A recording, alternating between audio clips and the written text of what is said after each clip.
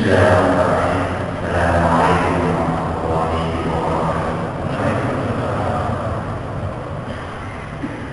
Alhamdulillah rabbil alamin.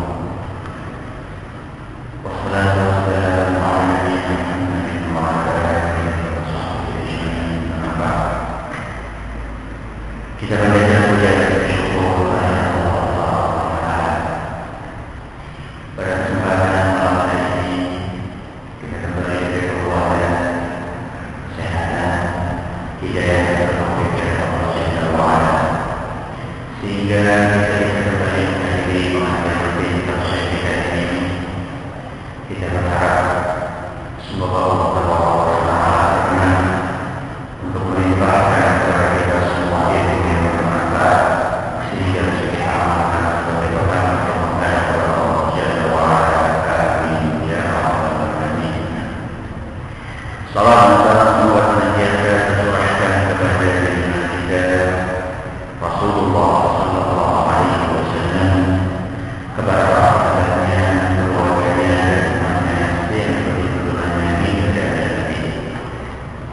Kaum muslimin dan kaum muslimat, para hadirin dan hadirat yang semoga senantiasa dirahmati oleh Allah Taala. Pengajian kita pada pertemuan yang lalu sampai ayat yang keberapa dari surat Al-Falaq? Yang ketiga. Yang ketiga apa yang keempat? Empat atau tiga? Tiga atau empat? Empat atau lima? Ingatnya sampai ayat yang keempat ya? Benar ya? Bunyinya apa? Min syarri naffatsati fil 'uqad. Dari kejahatan apa? Wanita tukang sihir yang meniupkan di buhul-buhul. Saat itu kita telah jelaskan pembahasan tentang ayat ini, apa arti dari nafasa, kemudian kenapa juga yang disebutkan kok di sini tukang sihir apa? Wanita. Lalu kita tutup dengan pembahasan seputar meniup. Apakah mutlak enggak boleh atau boleh seandainya dalam pengobatan Islami yang biasa diistilahkan dengan ruqyah. Dan kemarin kita janjikan pada pertemuan kali ini dan mungkin juga selanjutnya kita akan membahas beberapa pembahasan penting seputar sihir, karena ayat yang keempat ini berbicara tentang apa? Sihir. Maka mungkin kita perlu mengupas beberapa pembahasan penting tentang sihir, yang mana ini kami ringkas pembahasan tersebut dari tesis yang kami tulis berjudul Mawaqul Nikah fi Tauhidil Ibadah lada ba'd Muslimi Indonesia wa Mawqiful Islam minha. Masih berbahasa Arab tesis ini, yang secara muatan inti dari tesis ini adalah praktek kesyirikan di Indonesia. Ini pembahasan dari tesis ini. Dan sekarang dalam proses penerjemahan, saya nggak tahu berapa lama waktu yang dibutuhkan untuk menerjemahkan, karena saya menyusun dengan pertolongan dari Allah Subhanahu wa taala tesis ini selama sekitar 5 tahun. Alhamdulillah selesai tahun kemarin, dan sekarang dalam proses penerjemahan ke dalam bahasa Indonesia. Dan bukan saya menerjemahkan, ada beberapa teman yang menerjemahkan, karena saya pribadi tidak sanggup karena banyaknya kesibukan. Dan pembahasan tentang sihir saya ringkas dari tesis yang ada di hadapan kita semua. Sihir merupakan perbuatan kejahatan berat yang merugikan umat manusia, dan korbannya itu sudah tidak terhitung jumlahnya, dan jenis penderitaan yang mereka rasakan juga bermacam-macam. Ada korban yang selalu mencium bau busuk di semua tempat. Ada orang yang kena sihir, bentuk sihirnya apa? Pokoknya bau busuk di setiap tempat yang dia masuki, nggak peduli. Bahkan diceritakan dia itu sampai pakai bay fresh, pakai apa? Pengharum ruangan, tetap saja bau busuk itu ada. Ada orang yang rumahnya itu dipenuhi dengan belatung. Yang saya sampaikan ini adalah kesaksian. Yang saya sampaikan semuanya ini kesaksian orang yang pernah mengalami di sini. Jadi bukan apa? Bukan ikatan jempol. Ada yang rumahnya penuh dengan belatung. Sampai makanan yang dia makan juga penuh dengan belatung. Akhirnya dia terpaksa beli makanan di luar. Ketika beli tidak ada belatungnya, ketika sampai di rumah apa-apa ada belatungnya. Ada di antara mereka yang merasa kedinginan, berharga dinginnya luar biasa. Dan ada yang kebalikannya merasa apa? Kepanasan, kayak disiram air cabai, kayak disiram air lombok, panas. Ada yang matanya buta, ada yang lumpuh kaki dan tangannya, ada yang terpisahkan dengan pasangan hidupnya yang sudah bertahun-tahun nikah, ada yang cerai. Ada juga wanita yang mengalami pendarahan hebat, sudah dibawa ke dokter, terus keluar darahnya menutup berat. Bahkan diceritakan ada seorang wanita yang kayak darah yang keluar itu kayak keran, kayak buka apa? Keran. Ada orang yang selalu mengalami keguguran. Setiap hamil gugur, setiap hamil gugur, setiap hamil gugur. Ada pula yang perutnya apa? Membuncit. Ada yang awalnya cinta kepada istri kemudian berubah menjadi apa? Benci sekali kepada istri. Ada yang dadanya itu kayak ditikam dengan pedang. Ada yang katanya kepalanya itu sakit kayak ditusuk ribuan jarum. Ada yang gatal seluruh tubuhnya. Sudah pergi ke spesialis kulit, sudah habis obat salep apa saja tetap tidak sembuh-sembuh.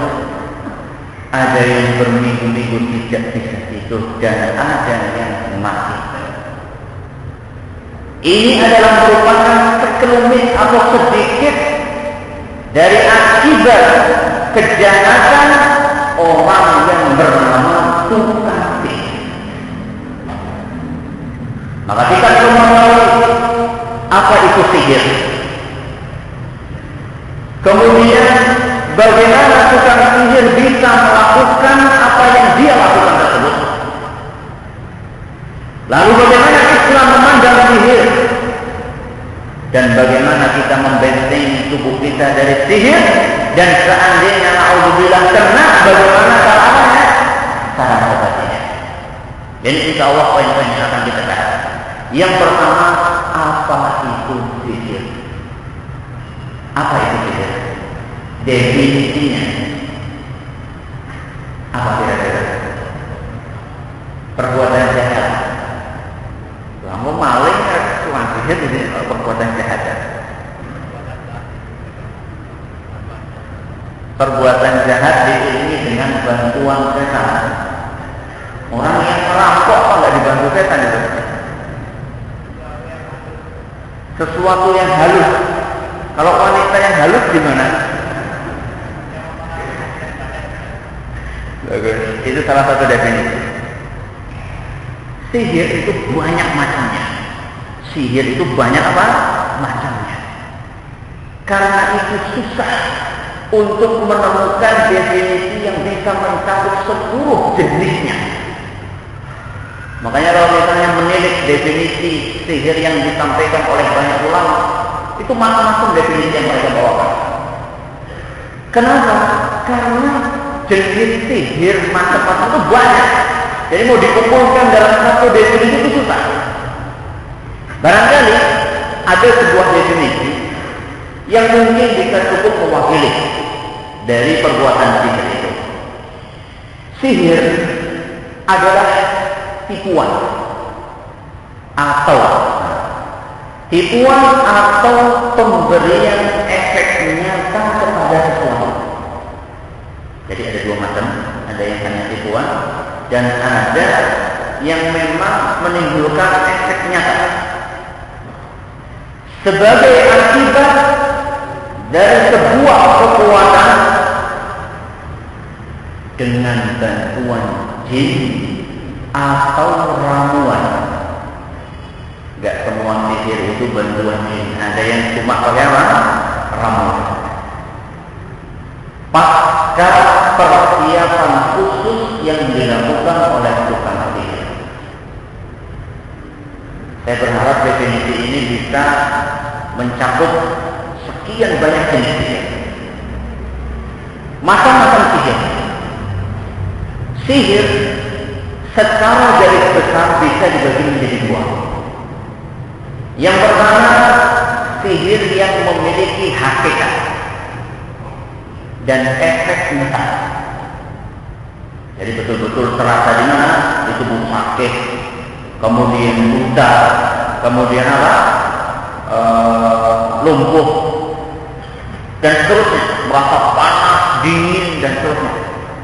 Melihat ada sesuatu betul-betul di hadapan dia, pendarahan keluar darah banyak. Ini sihir yang memiliki hakikat. Dan biasanya sihir ini menggunakan mantra-mantra, kemudian tiupan-tiupan, dan juga menggunakan buhul yang kemarin kita sebutkan, min syarrin naffatsati fil 'uqad. Ini yang jenis pertama. Jenis yang kedua, sihir yang berupa ilusi. Berupa apa? Ilusi atau hanya tipuan belaka. Maksudnya gimana? Maksudnya korban yang terkena sihir ini, dia itu seakan-akan melakukan sesuatu atau melihat sesuatu padahal sebenarnya apa? Ini dinamakan sihir juga, cuman sebenarnya ini cuma ilusi. Dan ini biasanya tukang sihir melakukannya dengan ramuan atau permainan kata-kata, atau mengalihkan perhatian orang yang ada di hadapannya. Ini secara garis besar sihir bisa dibagi menjadi berapa? Dua. Contoh jenis sihir di Indonesia. Apa contohnya?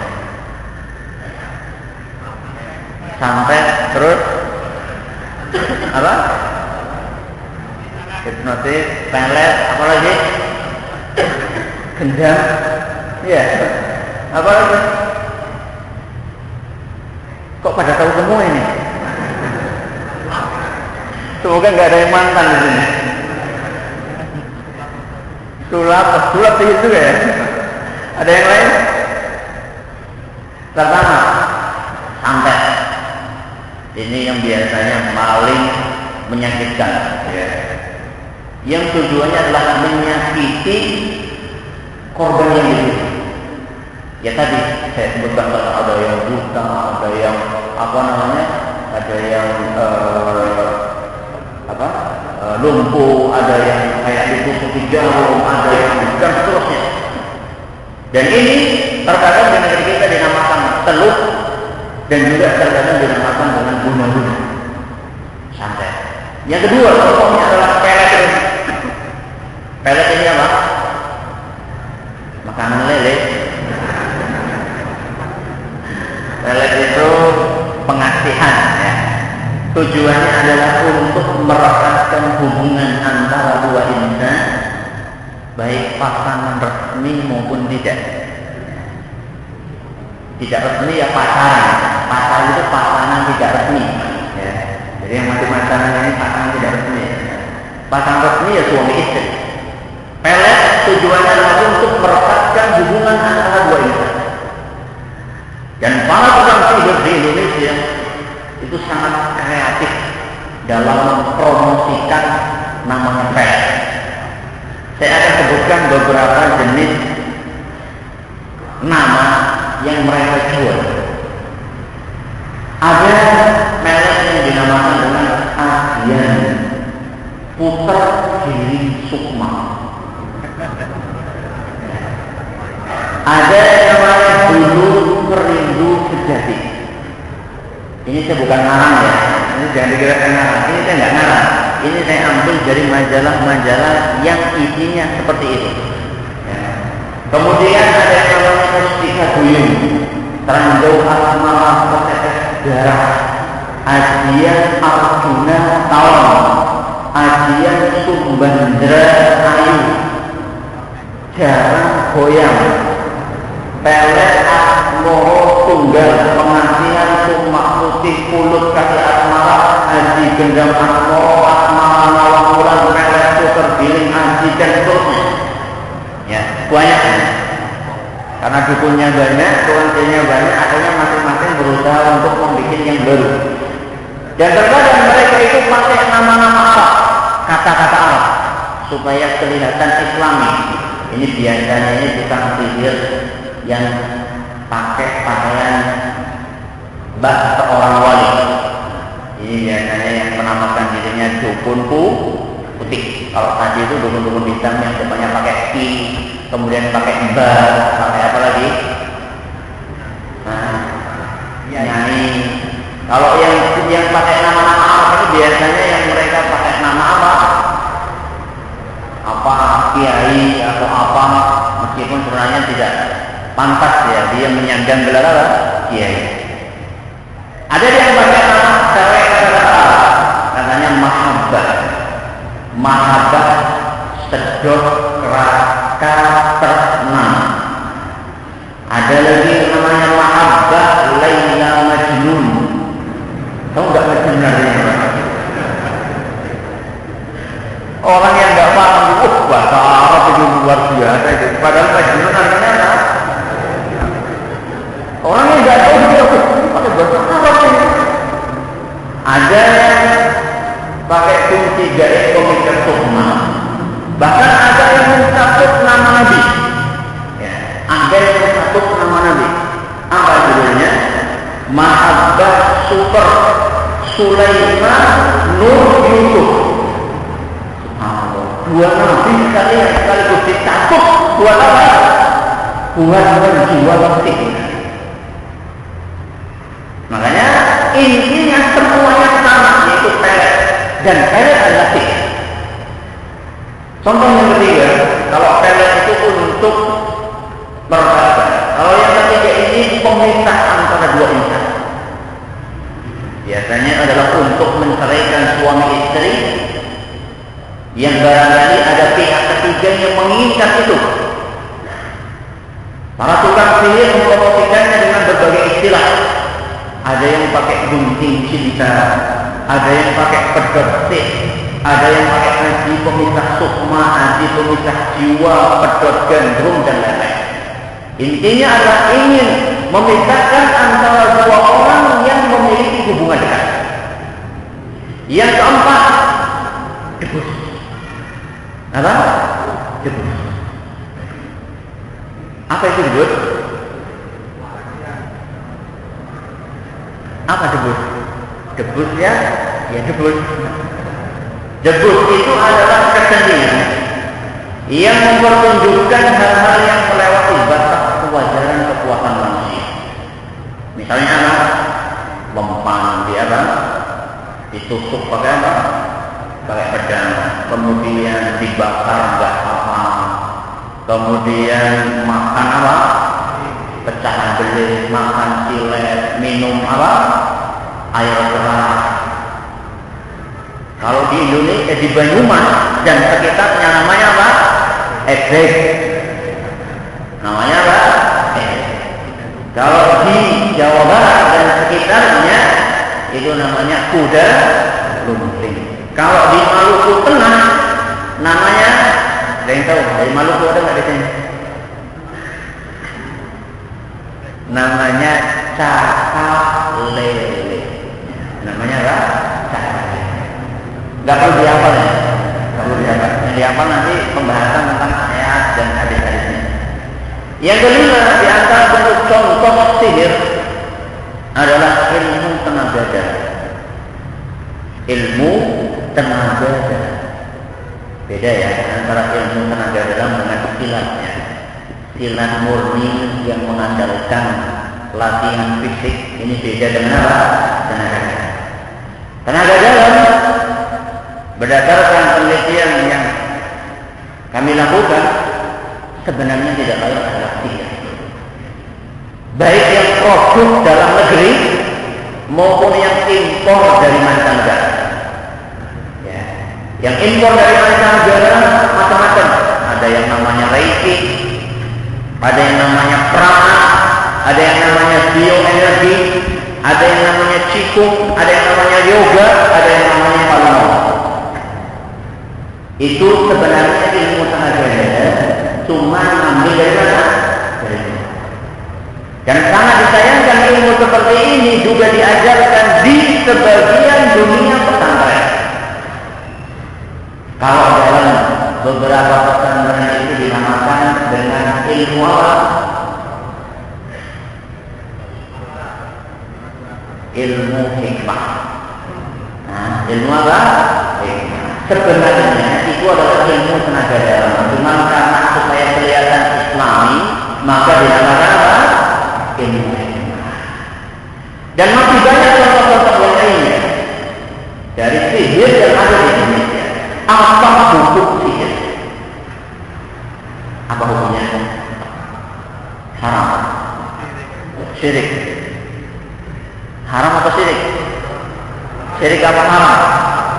Tidak ada perbedaan di antara para ulama, alias para ulama sudah berijma bahwasanya hukum sihir itu adalah haram. Tidak ada perselisihan pendapat di antara ulama Islam bahwasanya sihir hukumnya haram. Dan mayoritas mereka, ya, mayoritas ulama mengatakan bahwasanya perbuatan sihir itu adalah merupakan perbuatan kufur murni. Ada sebagian ulama yang mengklasifikasikan ada yang kufur, ada yang enggak. Tapi mayoritas ulama mengvonis yang namanya perbuatan syirik adalah merupakan perbuatan kufur. Dalil dalam Al-Quran maupun hadis Nabi Sallallahu Alaihi Wasallam sebagian jelas-jelas menyatakan bahwa sihir adalah haram, dan sebagian yang lain menunjukkan bahwa perbuatan sihir adalah perbuatan kufur. Di antara dari tersebut adalah firman Allah Subhanahu wa taala dalam Al-Quran surat Al-Baqarah ayat 102. Surat apa? Al-Baqarah ayat berapa? 102. Allah Subhanahu wa taala berfirman, "Wa ma kafara Sulaiman." Dan Sulaiman itu tidak kafir. Sulaiman di sini siapa? Nabi Sulaiman. Kata Allah Subhanahu wa taala, "Wa ma kafara Sulaiman." Sulaiman itu tidak kafir. "Walakinna asy-syayatin kafaru." Tapi yang kafir itu adalah setan. Yu'allimuna an-nasa as-sihra. Mereka mengajarkan sihir kepada manusia. Ini bunyi ayatnya. Sulaiman tidak kafir. Yang kafir itu siapa? Setan.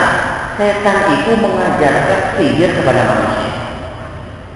Dalam ayat ini Allah Subhanahu wa taala sedang membantah sebagian kalangan yang menuduh Nabi Sulaiman alaihissalam itu bermain sihir. Jadi ayat ini bantahan dari Allah kepada orang-orang yang menuduh Nabi Sulaiman bermain apa? Sihir. Bagaimana bantahan Allah? Allah mengatakan Sulaiman itu tidak kafir. Kok Allah mengatakan Sulaiman tidak kafir? Kenapa Allah tidak cukup mengatakan Sulaiman itu bukan tukang sihir? Kenapa? Padahal di sini Allah tidak membantah, ingin mengatakan kepada para manusia bahwa Nabi Sulaiman itu bukan tukang sihir. Tapi kenapa dalam ayat ini Allah cukup mengatakan Sulaiman bukan kafir? Kenapa?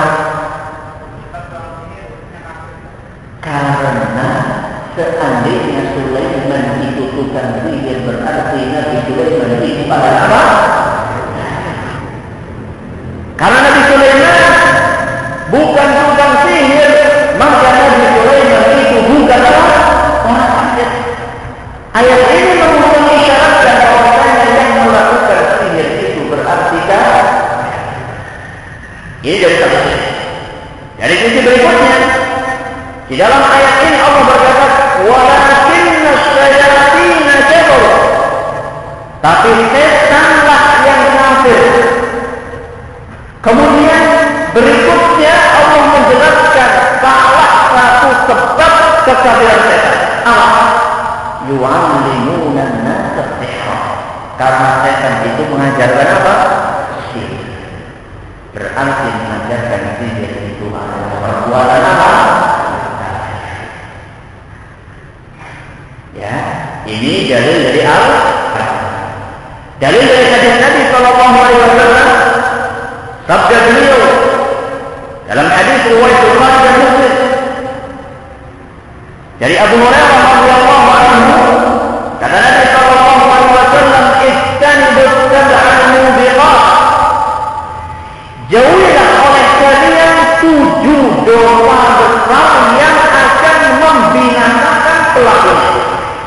Kata Nabi sallallahu alaihi wasallam, jauhi sama kalian 7 dosa besar yang bisa membinasakan pelakunya. Qala ya Rasulullah wa ma hunna. Para sahabat yang ada ketika mereka bertanya, "Ya Rasulullah, apakah 7 dosa tersebut?" Kemudian beliau menyebutkan asyirku billah, perbuatan apa? Kemudian yang kedua apa? Wasihru, perbuatan apa? Sihir. Dan masih ada berikutnya 7 yang lainnya. Ini jadi menunjukkan bahwasanya perbuatan sihir adalah perbuatan haram dan juga bisa mengantarkan seseorang kepada kekafiran. Berarti perbuatan sihir itu perbuatan yang menurut Islam boleh atau enggak? Boleh apa enggak? Enggak boleh. Kenapa kok sihir lagi? Kenapa sihir lagi? Jalan pintas, pengen sesuatu, nenek, kepuasan, tidak tahu, ada yang lain, kurang ilmu sama dengan tidak tahu, ada yang lain, ada faktor yang belum disebutkan, berarti salah satu faktor terbesar.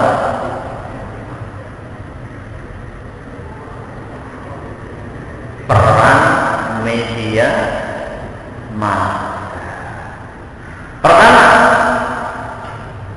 yang menyebabkan kenapa sihir lari, yang pertama adalah ketidaktahuan umat akan ilmu agama dan minimnya komitmen mereka untuk mengamalkan ajaran. Mungkin banyak atau ada di antara yang ada di sini yang baru tahu bahwasannya hukum sihir itu adalah haram atau kufur. Mungkin ada di antara jamaah yang ada. Dan barangkali di luar masih banyak orang yang tidak tahu. Dikiranya pelet itu ya wajar-wajar saja. Apa salahnya sih? Biar suami saya itu nggak melirik kepada rumput tetangga. Apa salahnya dia apa? Dia saya pelet. Apa salahnya sih saya ingin menanjakkan karir saya, kemudian saya minta bantuan tukang sihir? Apa salahnya sih saya saingan dengan rekan bisnis saya, ketidaktahuan mereka alias kejahilan mereka. Dan sebab yang satu ini akan menjerumuskan manusia ke dalam banyak penyimpangan agama. Makanya kalau orang pengen selamat, yang pertama kali dia harus mencari ilmu. Banyak orang yang tidak tahu bahwasanya perbuatan yang dia lakukan ternyata adalah perbuatan sihir, atau perbuatan yang dia lakukan ternyata perbuatan kufur atau perbuatan syirik. Apa faktor utamanya? Ketidaktahuan alias kebodohan akan ilmu agama. Untuk menghilangkannya bagaimana? Yang tidak ada cara yang kecuali dengan apa? Belajar. Ini faktor yang pertama. Faktor yang kedua, masih kurangnya tokoh agama yang berani menyuarakan secara terang-terangan kesesatan tukang sihir. Ya.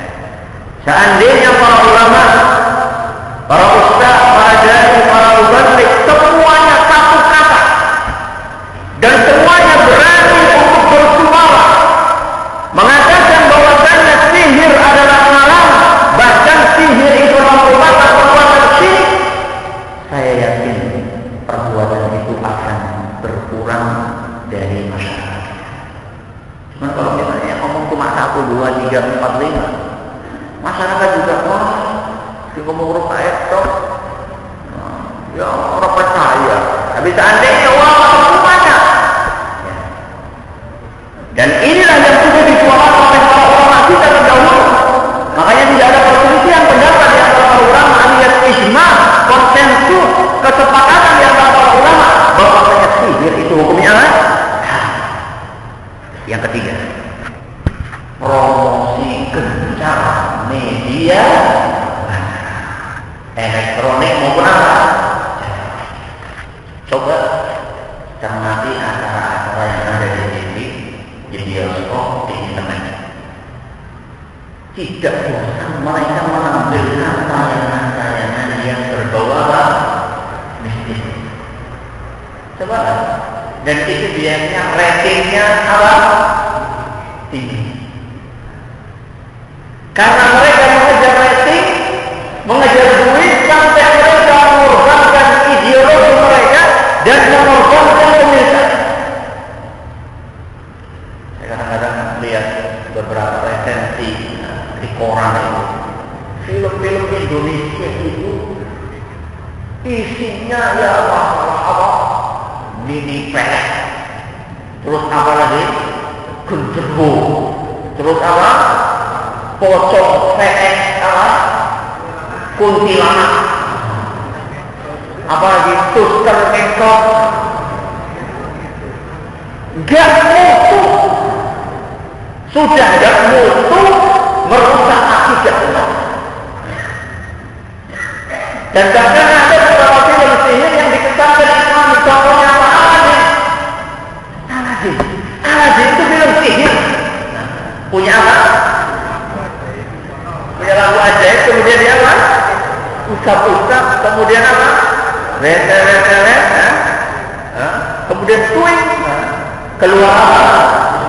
Keluar jin, minta apa saja, minta ingin merubah wajah misalnya, atau minta rumah mewah, minta ini, semuanya minta, itulah sihir. Dikiranya pakaiannya kayak pakaian orang Arab kemudian jadi Islami gitu. Namanya Aladin berarti Islami gitu. Dan itu bukan cuma kalau film yang diimpor dari luar negeri masuk dengan bebas di Indonesia. Contohnya apa? Harry Potter. Apa? Harry Potter. Apa Harry Potter? Kita seorang anak yang sekolah di mana? Madrasah sihir. Sekolah apa? Sihir. Karena dia itu pintar, akhirnya bisa mengalahkan tukang-tukang sihir senior. Sekarang tidak langsung film ini mengajarkan atau menggambarkan kepada anak-anak kita bahwasanya sekolah sihir itu gak apa-apa, legal. Ini yang kadang-kadang tidak disadari. Filmnya bestseller, komiknya juga beda. Itu media apa? Elektronik. Media cetak ini nggak kalah kencang.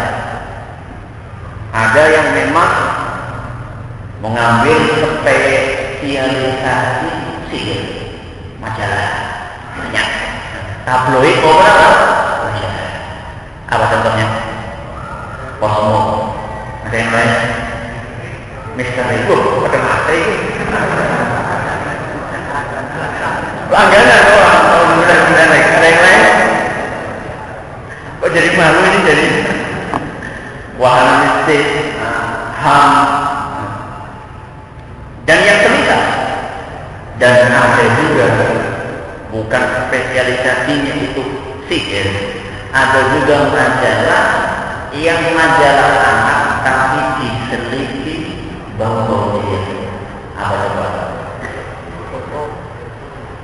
Pernah kita mendengar kata-kata abracadabra dan alakadam? Di mana itu?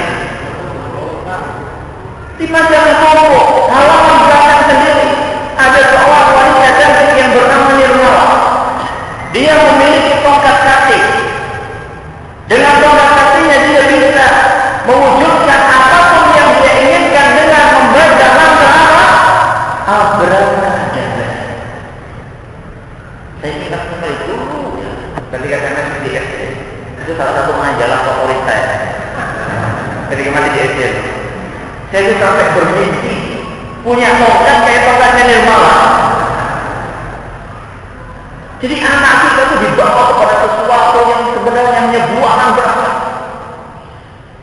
Kemudian dihadapkan dengan seorang nenek jahat. Namanya siapa? Saya lupa namanya. Sudah lama sekali saya bacanya.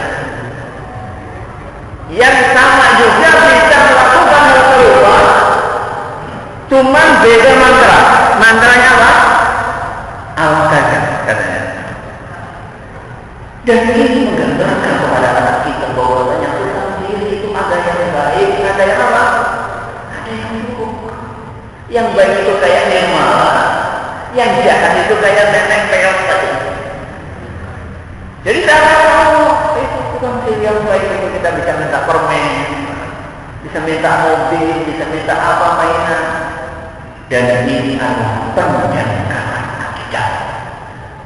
Dan ini harus disadari oleh Allah.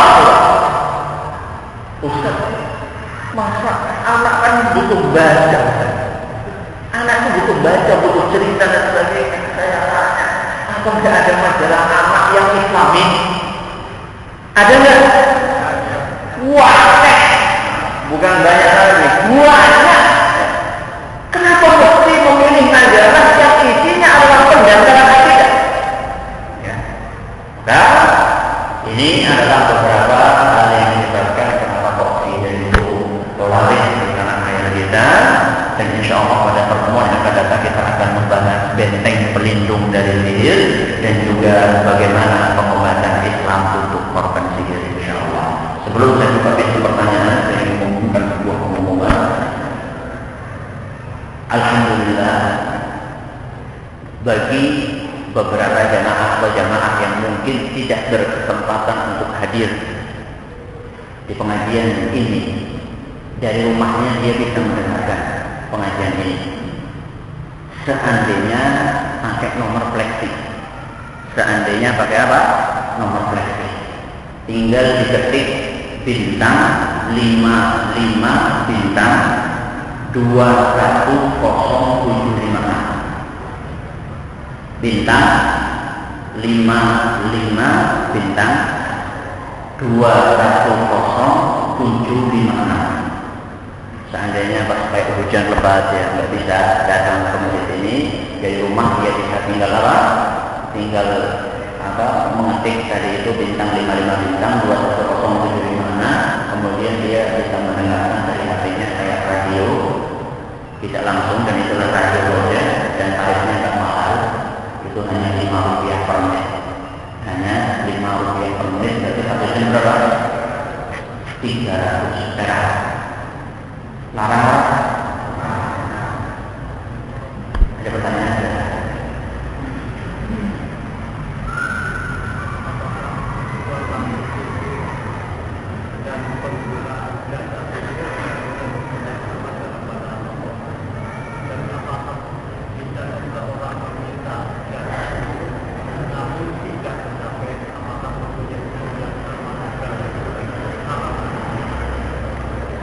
Bagaimana dengan pelaku sihir dan yang mendatanginya?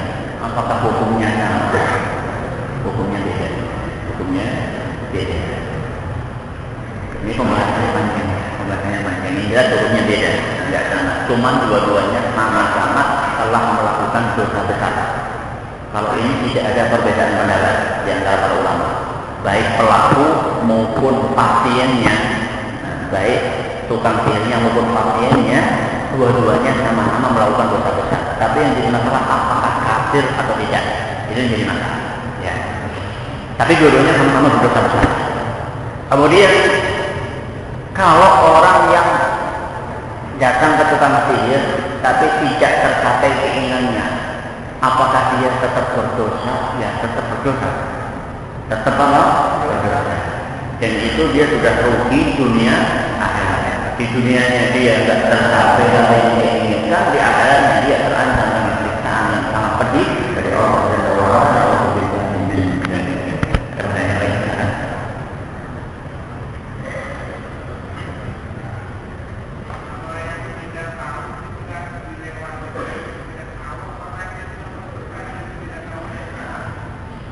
Bagaimana dengan orang yang pernah datang ke tukang sihir dalam keadaan tidak tahu apakah dia berdosa?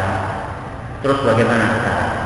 Seandainya dia betul-betul tidak tahu, ya, betul-betul tidak tahu, maka dia mendapatkan peluang untuk dimaafkan oleh Allah Subhanahu wa Ta'ala. Karena Allah tidak akan menyiksa hambanya kecuali setelah hambanya tahu bahwasannya perbuatan yang dilakukan adalah perbuatan yang terlarang oleh Allah Subhanahu wa Ta'ala. Namun demikian, seyogyanya dia segera untuk bertobat dari Allah, bertobat kepada Allah Subhanahu wa Ta'ala, karena dikhawatirkan kalau dia tidak segera bertobat dia keburu meninggal dunia. Dan dosa sebesar apapun seandainya seorang mau bertobat, maka dia akan diampuni oleh Allah Subhanahu wa Ta'ala, insyaallah. Asal taubatnya itulah taubat apa? Nasuha. Sekali lagi kita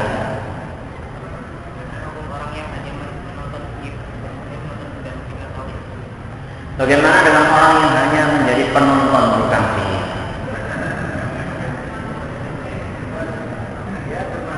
Kalau dia itu menonton dan mengingatkan tukang sihir itu boleh.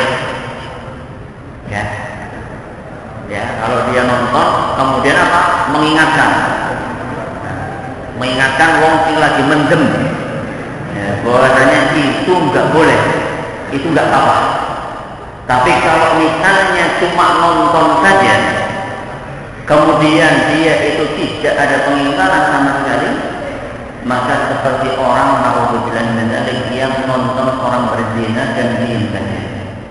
Tidak ada bedanya. Dosa enggak? Makanya mulai sekarang yang punya TV jangan nonton acara-acara sihir. Itu sama saja mendukung rating acara-acara kesyirikan di media elektronik.